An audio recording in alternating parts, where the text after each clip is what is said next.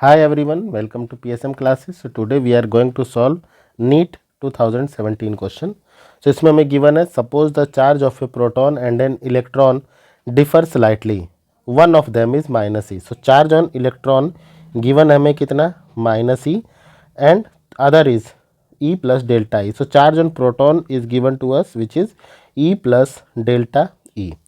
If the net of electrostatic force and gravitational force between two hydrogen atoms placed at d distance apart, then delta E is of the order. तो हमें बोला गया कि दो hydrogen atom है। Hydrogen atom का case आप जानते हैं कि इसके न्यूक्लियस में एक प्रोटॉन होता है और एक इलेक्ट्रॉन जो है इसके अराउंड रिवॉल्व करता है। ठीक है, तो दो हाइड्रोजन एटम है और ये जो हाइड्रोजन एटम है ये डी डिस्टेंस अपार्ट रखे गए हैं।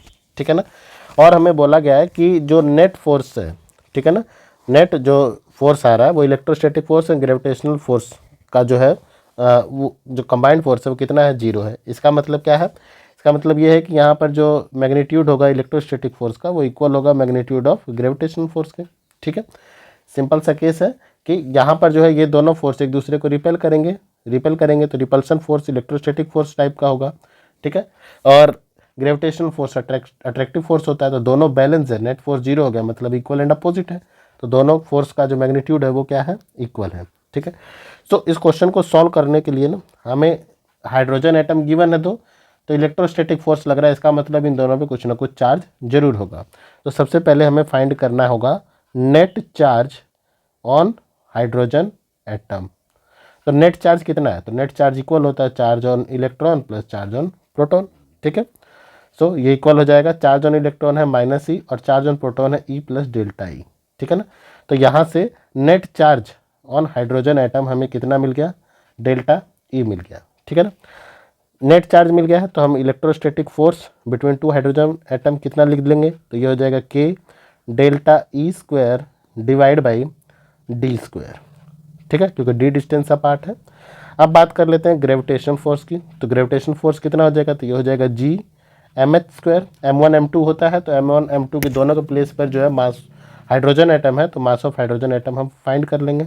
ठीक है, तो डिवाइड बाई डी स्क्वायर। अब हमें बोला है कि एफ ई जो है ये इक्वल है एफ जी के, तो इसकी वैल्यू पुटअप कर लेते हैं यहाँ पे। ये हो जाएगा के delta E square divide by D square is equal to G M H square divide by D square. तो डी स्क्वायर से डी स्क्वायर कैंसिल हो जाएगा यहाँ पे।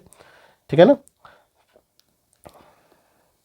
सो अब हमें जो है डेल्टा ई का magnitude, order of magnitude find करना है, तो डेल्टा ई स्क्वायर हमारा लेफ्ट साइड में रहेगा और यहाँ हमें मिल जाएगा G M H square divide by K. Okay, so value put up कर लेते हैं। तो डेल्टा ई स्क्वायर इक्वल हो जाएगा, जी की वैल्यू 6.67 मल्टीप्लाई 10⁻⁻11 और जो एम एच की वैल्यू हमें गिवन है mass of one hydrogen atom, ये हमें गिवन है 1.67 मल्टीप्लाई 10⁻⁻27 और जो के है उसकी वैल्यू होती है 9 मल्टीप्लाई 10⁻9। ठीक है, सो इसको सॉल्व कर लेते हैं।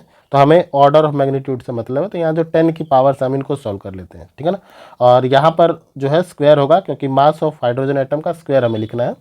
तो वो अगर हम 10 का जो मैग्नीट्यूड ऑर्डर है वो फाइंड कर लेते हैं, तो 10 टू पावर यहाँ पर है -11, यहाँ पर 10 टू पावर -27 की पावर 2 है, तो ये हो जाएगा मल्टीप्लाई 10 टू पावर -54 और ये 10 टू पावर 9 इसको हम ऊपर लेके जाते हैं, तो ये हो जाएगा 10 टू पावर -9। अब सबको ऐड कर लेते हैं, तो ये हो जाएगा 10 टू पावर -11 -54 एंड -9, तो ये आएगा 10 टू पावर -74। अब डेल्टा ई स्क्वायर की वैल्यू है, तो डेल्टा ई की वैल्यू क्या हो जाएगी, ये हो जाएगी 10 to power -37। This is the approx order of delta E. So चलिए देख लेते हैं कौन सा ऑप्शन इसमें करेक्ट है। तो इसमें ऑप्शन बी जो होगा हमारा वो करेक्ट ऑप्शन होगा।